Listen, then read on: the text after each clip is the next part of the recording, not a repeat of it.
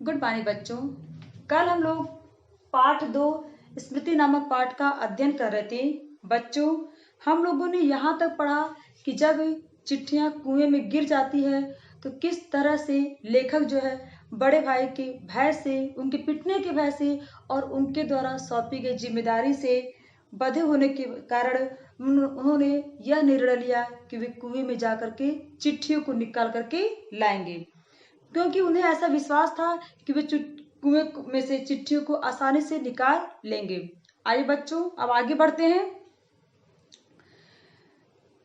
कुएं में घुसते से मुझे सांप का तनी भय न था।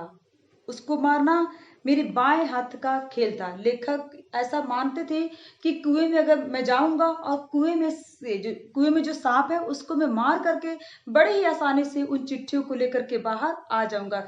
इस विश्वास से, इस उम्मीद से वे कुएं में जाने का निर्णय लेते हैं। कुएं के धरातल से जब 4-5 गज रहा होगा, बोल रहे कि कुएं के धरातल से जब वो 4-5 गज की ऊंचाई पर रहे होंगे। एक गज में होता है बच्चों 3 फुट, ठीक है। तो यहाँ पर बोल रहे कि 4-5 गज यानी कि 12 से 15 फुट की दूरी पर वे जब थे, तब ध्यान से नीचे देखा। तब उन्होंने ध्यान से बहुत नीचे देखा, अक्ल चकरा गई। जैसे उन्होंने जब 4-5 गज की दूरी पर से सांप को देखा तो बोले कि मेरी अक्ल चकरा गई, यानी कि मेरी जो बुद्धि जो है वो मतलब चकरा गई। सांप फन फैला धरातल से एक हाथ ऊपर उठा हुआ लहरा रहा था।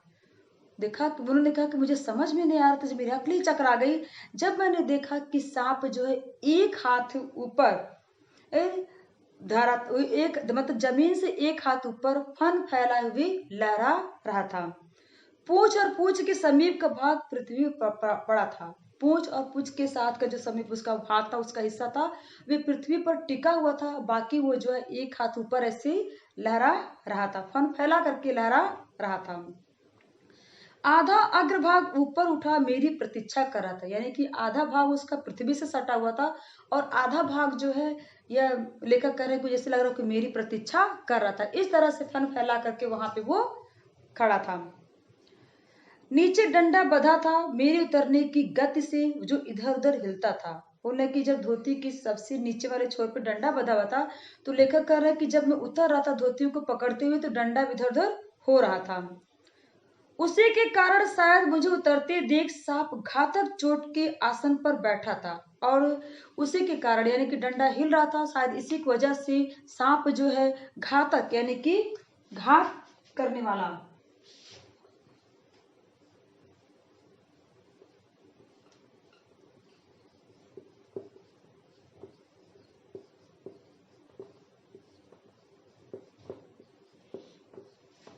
यानी लेखक कह रहा है कि डंडों को हिलते हुए देख करके सांप समझ गया था कि कोई है, कोई, इसलिए वह पूरी ही सतर्कता के साथ पूरी घात लगा करके वह अपने उस प्रतिद्वंदी का वो प्रतीक्षा कर रहा था।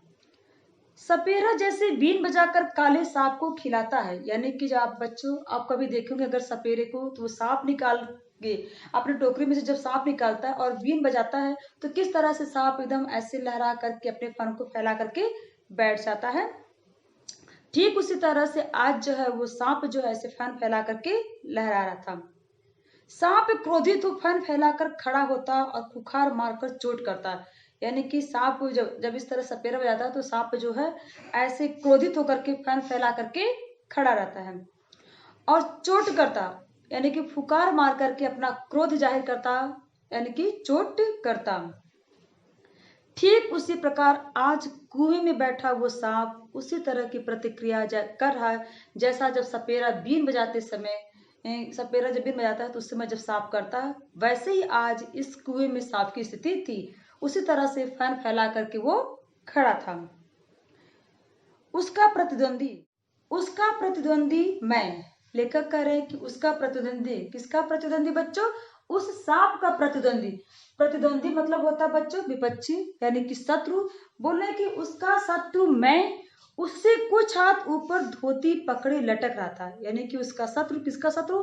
उस सांप का शत्रु, यानी कि वो सांप का तो भाई दोनों एक दूसरे के शत्रु थे, तो बोला कि उसका शत्रु मैं उससे कुछ हाथ ऊपर धोती पकड़े लटक रहा था। धोती डेंग से बदी होने के कारण कुएं के बीचों बीच लटक रही थी। बोले धोती जो है डेंग से बदी होने के कारण ठीक कुएं के बीचों बीच में ही लटक रही थी और मुझे कुएं के धरातल की परिधि के बीचों बीच उतरना था। बोल है कि वो धोती बीचों बीच लटक रही थी और मुझे उसी कुएं के बीचों बीच में ही उतरना था। परिधि मतलब होता है बच्चों घेरा। परिधि मतलब क्या होता है? घेरा। बोला कि उस कुएं के घेरा उसका जो उसकी परिधि है उसी के बीचों बीच हमें उतरना था। इसके माने थे सांप से 1.5-2 फुट गज नहीं की दूरी पर पैर रखना था। यानी कि सांप से 1.5-2 गज की दूरी पर पैर हमको नहीं रखना था और इतनी दूरी पर सांप पैर रखते ही चोट करता। और अगर मैं 1.5-2 फुट गज की दूरी पर पैर अपना रखता हूं तो सांप मुझे अवश्य ही डस लेगा, यानी कि मुझे चोट अवश्य पहुंचाएगा। स्मरण रहे यानी कि याद रहे, कच्चे कुएं का व्यास, व्यास मतलब होता है बच्चों गोलाई।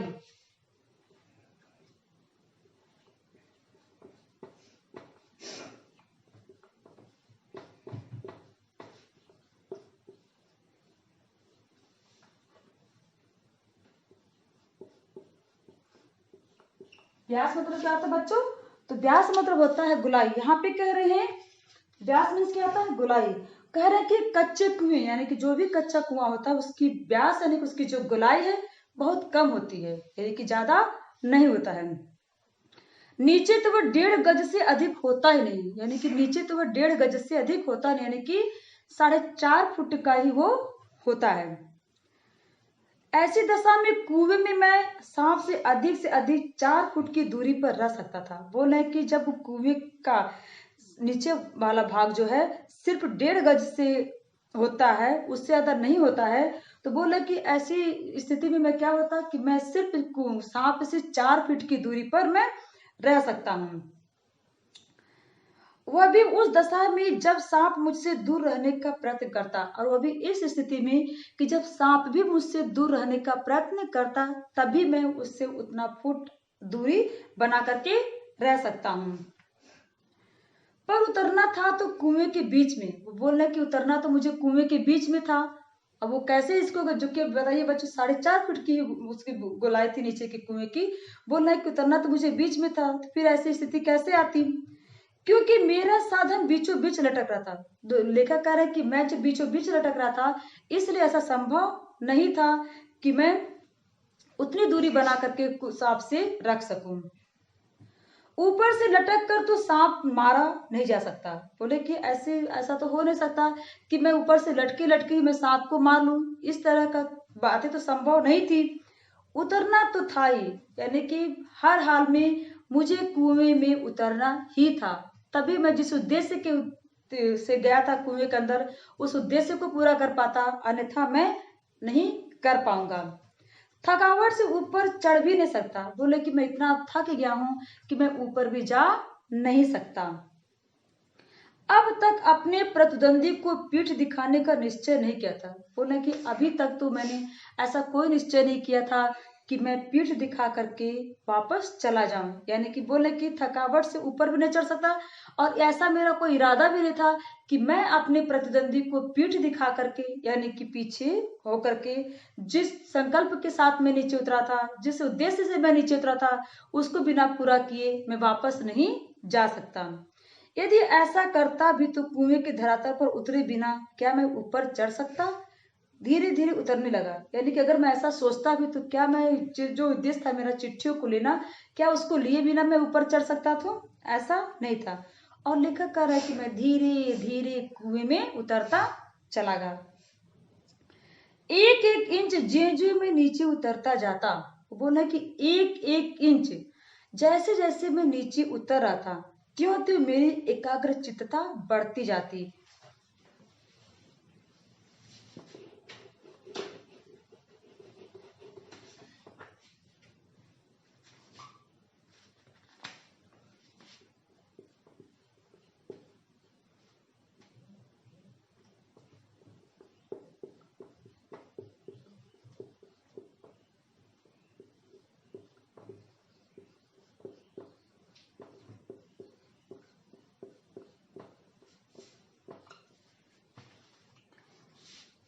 अब यहाँ पे कह रहे बच्चों कि जैसे जैसे मैं एक एक इंच नीचे उतर रहा था, वैसे वैसे ही मेरी एकाग्र चित्तता यानी कि एकाग्र मन होकर के बहुत ही ध्यान पूर्वक मैं उस सांप को यानी कि हर उस स्थिति को मैं बहुत ही बारीकी से बहुत ही ध्यान से देख रहा हूँ।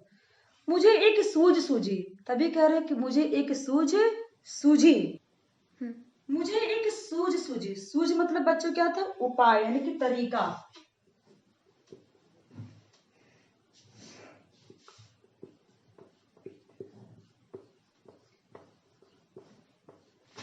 लेखक कह रहा है कि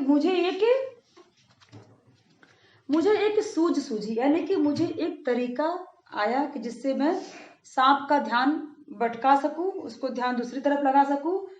दोनों हाथों से धोती पकड़े हुए मैंने अपने पैर कुएं की बगल में लगा दिए। बोले कि मुझे एक उपाय आया कि मैं ताकि सांप को उसका ध्यान थोड़ा बटा सकूं, इसलिए मैंने क्या किया, दोनों हाथों को धोती से पकड़े ही मैंने अपने पैर जो है कुएं के बगल में लगा दिए। दीवार से पैर लगते ही और जैसे ही मेरा पैर दीवार से लगा, कुछ मिट्टी नीचे गिरी और सांप ने फू करके उस पर मुंह मारा। बोला कि जैसे ही मुझे एक तरीका सूझा कि सांप का मैं ध्यान हटा सकूं अपने तरफ से, तो उन्होंने क्या किया कि धोती को पकड़े पकड़े ही अपने पैर को कुएं के बगल से लगाया। कुएं के बगल के लगाने से कुछ मिट्टी जो है उनके पैर से नीचे गिरी और जैसे ही वो मिट्टी गिरी, सांप ने फू करके उस पर मुंह मारा। मेरे पैर भी दीवार से हट गए और मेरी टांगे कमर में समकोण बनाते हुए लटकती रही। और जब ऐसा हुआ तो उन्होंने कहा जल्दी से मैंने अपना पैर हटा लिया और अपने अपने पैर को मैंने समकोण बनाते हुए लटका लिया। पर इससे सांप से दूरी और कुएं की परिधि पर उतरने का ढंग मालूम हो गया। लेखक कह रहे हैं कि अब मुझे इस तरह से ज्ञात हो गया, इस तरह का मुझे तरीका मालूम हो गया कि किस तरह से मैं उस कुएं में कहाँ पे उतरूंगा और कितनी दूरी पर उतरूंगा, इसका मुझे आभास हो गया। तनिक झूल कर मैंने अपने पैर कुएं के बगल से हटाए और कुछ धक्के साथ अपने प्रतिद्वंदी के सम्मुख कुएं की दूसरी ओर 1.5 गज पर कुएं के धरातल पर खड़ा हो गया। अब यहाँ पे कह रहे हैं कि जब मुझे तरीका मालूम हो गया कि कहाँ उतरना है, किस तरह से उतरना है, कितनी दूरी पर उतरना है, जब मुझे इसका तरीका पता चल गया तो तनिक झूल कर मैंने पैर कुएं की बगल से हटा लिए। क्या कि मैंने पैर अपने कुएं की बगल से हटा लिए, बगल से सटाए और कुछ धक्के के साथ अपने प्रतिद्वंदी के सम्मुख मतलब पास में कुएं की दूसरी ओर 1.5 गज के धरातल पर खड़ा हो गया। 1.5 गज की दूरी पर मैं वहां पे खड़ा हो गया। आंखें 4 हुई। लेखक कह रहे कि अब आंखें 4 हुई। अन्य इंद्रियों ने मानो सहानुभूति से अपनी शक्ति आंखों को दे दी है। अन्य इंद्रियों ने अपनी इंद्रिया यानी कि जो भी हमारी जो होती है इंद्रिया बच्चों, यानी क्या होते हैं कि हमारी त्वचा होती है, हमारे कान होते हैं, मेरे आंख होते हैं। तो जो मैं बोले कि हमारी जो इंद्रिया, सभी इंद्रिया जो है मानो सारी सहानुभूति मेरे साथ इस समय रख दी हो और अपनी शक्ति आंखों को दे दी हो और अपनी सारी शक्ति जो है उन्होंने आंखों को दे दी हो, यानी कि सारे काम मैं अपनी आंखों से कर रहा हूँ। बच्चों आज के लिए इतना ही। आइए हम इस पाठ से संबंधित कुछ प्रश्नों को देख लेते हैं। देखिए प्रश्न नंबर 1, लेखक को कहाँ उतरना था? यानी बार बार लेखक कह रहे हैं बच्चों, तो लेखक को कहाँ उतरना था? लेखक को कुएं के बीचों बीच में उतरना था। कहाँ उतरना था? कुएं के बीचों बीच में। क्वेश्चन नंबर 2 बच्चों, सांप को क्या कहते हैं? सांप को क्या कहते हैं बच्चों? क्वेश्चन नंबर 2 है कि सांप को क्या कहते हैं? तो सांप को चक्षुश्रवा कहते हैं। क्या कहते हैं बच्चों? चक्षुश्रवा, यानी कि जो आंखों से सुनता है उसको हम कहते हैं चक्षुश्रवा। बच्चों आज के लिए इतना ही, आगे हम लोग कल पढ़ेंगे। धन्यवाद।